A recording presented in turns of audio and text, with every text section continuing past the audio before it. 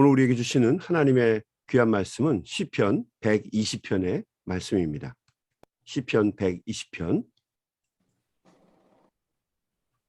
한 절씩 돌아가면서 교독해서 읽도록 하겠습니다.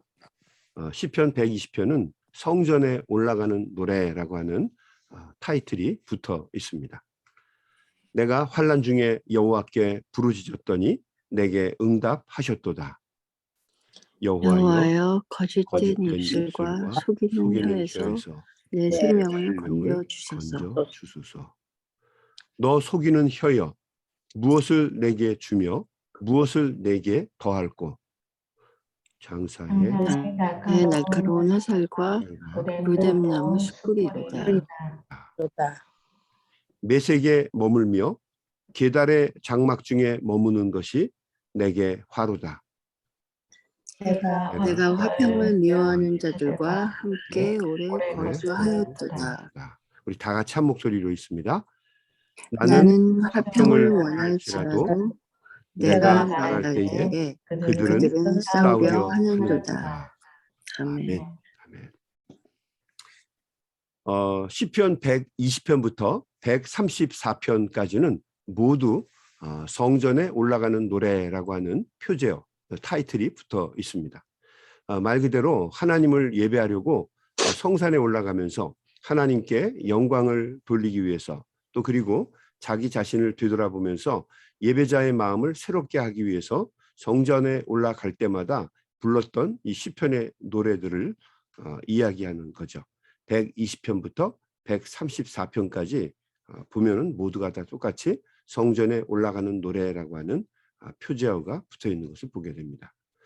오늘 우리가 읽은 이 시편 120편의 내용도 탄식과 감사가 함께 적혀 있는, 함께 기록되어 있는 말씀입니다. 1절 말씀부터 볼까요? 내가 환난 중에 여호와께 부르짖었더니 내게 응답하셨도다. 우선 1절 말씀에서부터 시인은 자기가 환난 중에서 탄식할 수밖에 없는 형편에 처해 있음을 고백하고 있습니다.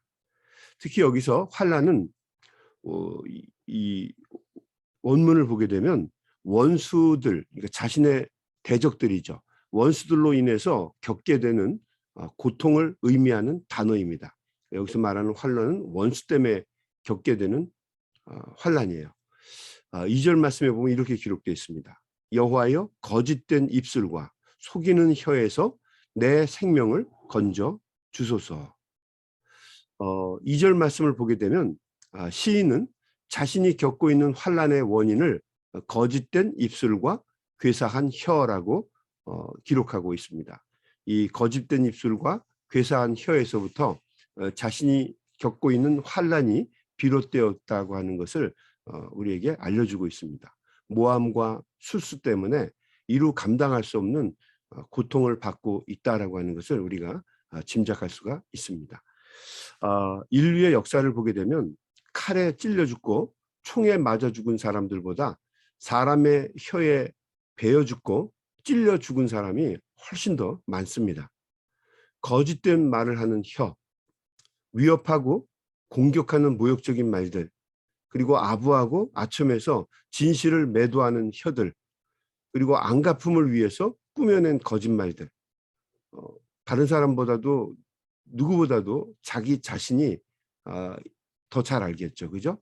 안갚음을 위해서 꾸며낸 거짓말들, 이런 말들로 인해서 이 시편의 기자, 120편의 기자가 고통받고 환난에 처해 있다라고 하는 것을 알 수가 있습니다. 간악한 말이 참 무섭다라고 하는 것을 알게 되죠. 한희철이라고 하는 사람이 쓴 눈부시지 않아서 좋은 하루 한 생각이라고 하는 책이 있습니다. 이 책 중에 어느 날의 기도라고 하는 시가 있어요. 제가 한번 읽어볼게요. 들어보시기 바랍니다. 어느 날의 기도. 종이를 넘기다가 손을 베었다. 종이에도 손이 베이다니요. 내가 입힌 모든 상처를 용서하소서. 상당히 오랫동안 여운을 남기는 시입니다. 종이를 넘기다가 손을 베었다. 종이에도 손이 베이다니요. 내가 입힌 모든 상처를 용서하소서. 책 책갈피 이 책을 이렇게 넘기다가 책 페이지를 넘기다가 평범한 종이 모서리 날에도 손이 베일 때가 종종 있지 않습니까? 그러니 사람의 말로 인해서 주변에 있는 사람들에게 또 소중한 사람들에게 얼마나 크고 많은 상처를 줄 때가 있겠습니까? 알면서 의도적으로 그런 적도 있겠지만 또 무심결에 자기도 알지 못하고 그렇게 남에게 아픔을 준 경우도 많이 있겠죠. 그래서 이 말이라고 하는 것이 참 무섭습니다. 왜 우리의 조상들이 선조들이 침묵은 금이다라고 하는 말을 했는지를 우리가 자주 깨닫게 됩니다. 세상에 이 혀보다 말보다 더 무서운 것이 여러분 없습니다. 옛날 그리스에 이솝이라고 하는 노예가 있었습니다. 이솝우화 여러분 잘 아실 겁니다. 어느 날 왕이 이 노예들에게 이 세상에서 가장 무서운 것을 구해오라고 명령을 했습니다. 그러자 이솝은 동물의 혀를 가지고 주인에게로 왔습니다. 그리고 나중에 다시 그 주인이 왕이 이 세상에서 가장 좋은 것을 구해오라고 명령을 또 내렸습니다. 제일 무서운 것, 그다음에 제일 좋은 것. 자, 그러자 이솝은 이번에도 동물의 혀를 가지고 왕에게 왔습니다. 나중에 왕이 그 이유를 물었습니다.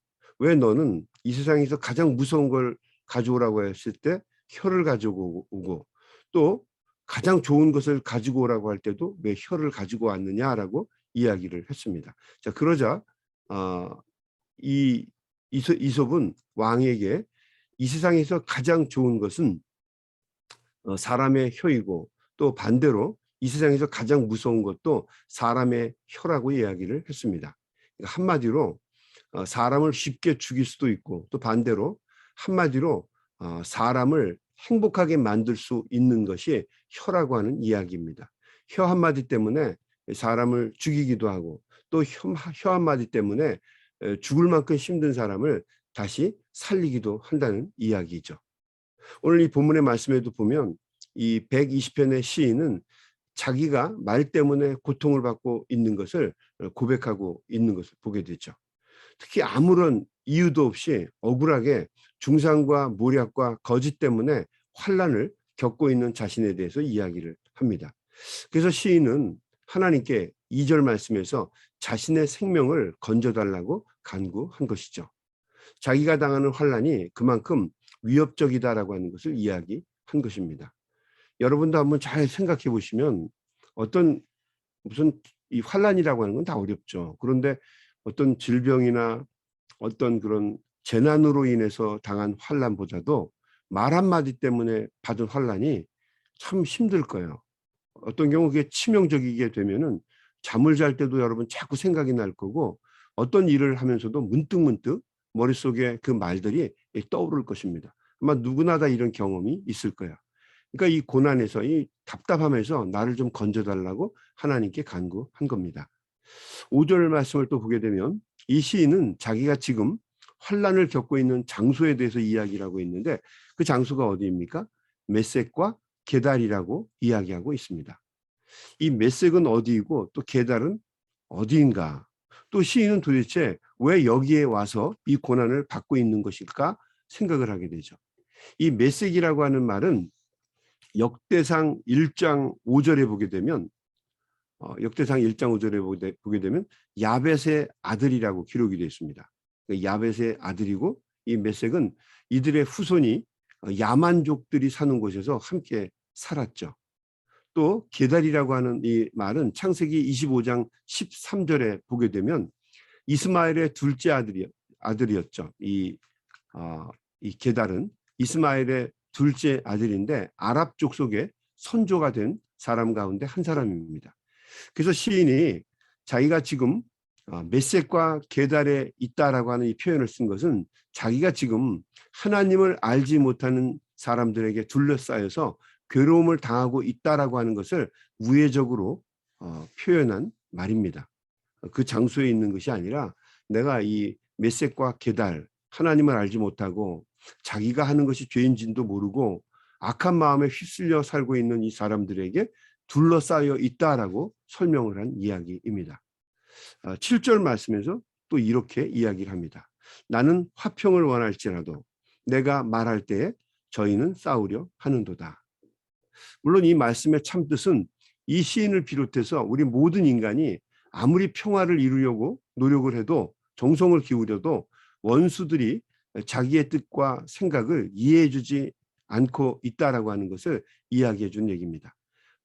화평을 하려고 해도 더 큰 대립과 갈등이 끊임없이 일어난다라고 하는 상황을 설명해 주고 있는 것입니다. 하지만 이 말씀을 반대로 한번 생각해 보면 뭐 이런 뜻이 되지 않을까요? 평화를 깨려고 하는 사람들과 있어도 결코 깨지 않고 화평을 추구하는 사람들은 마태복음 5장 9절에 기록된 말씀처럼 하나님의 자녀들이라 일컬음을 받게 될 것이다 라고 하는 얘기죠. 악한 마음을 갖고 모함을 하고 또 말로 사람을 괴롭히고 있는 사람들에게는 어떤 말을 해도 분명히 더 큰 문제들이 일어나게 될 겁니다. 하나를 해명하면 또 다른 것을 이야기할 거고 또 그것을 해명하면 또 다른 것을 만들어낼 겁니다. 마음속에 악한 것이 있기 때문이죠.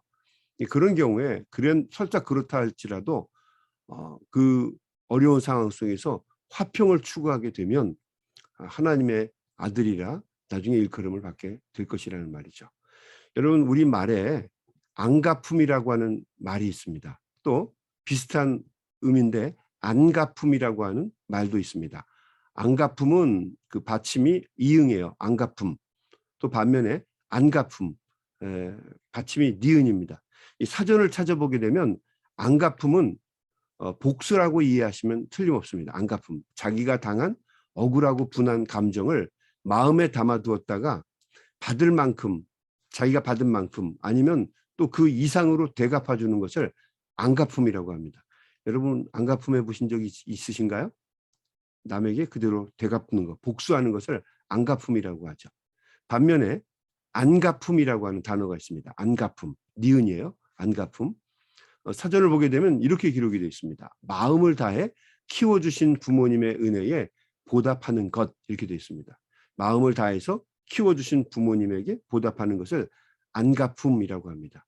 소리가 비슷해서 잘못하면 헷갈릴 수가 있어요. 그러나 뜻은 너무도 다른 뜻입니다. 여러분, 우리 신앙인에게 허락된 것은 안가품이 아니라 안가품입니다. 부모님께뿐만 아니라 만나는 사람들 모두에게 안가품을 하는 것이 하나님이 우리를 향하신 원하시는 뜻이고 마음입니다. 우리가 기억해야 될 것은 안가품이나 안가품이나 둘 다 행하게 되면 또 다른 안가품이나 안가품을 낳게 될 것입니다. 그런데 안가품이 지배하는 세상과 안가품이 지배하는 세상은 근본적으로 다른 세상입니다. 안가품이 지배하는 세상에 살면 아마 사는 것 자체가 고통일 겁니다. 끊임없이. 한번 생각해 보세요. 안가품이라고 하는 것, 자기가 필요 이상의 아픔을 당했으면 가만히 있겠습니까? 또 안가품하겠죠. 반대편에 있는 사람은 그래, 내가 했으니까 이렇게 받는 게 당연해, 이렇게 하고 넘어가겠습니까? 아니에요. 또 갚겠죠. 그래서 안가품의 세상에 사는 사람들의 삶 속에는 끊임없는 안가품이 계속해서 지배적이죠. 반면에 만나는 사람들에게 사랑을 베푸는 안가품, 이 안가품의 세상에 사는 사람은 받은 사람이 또 사랑을 베풀 겁니다.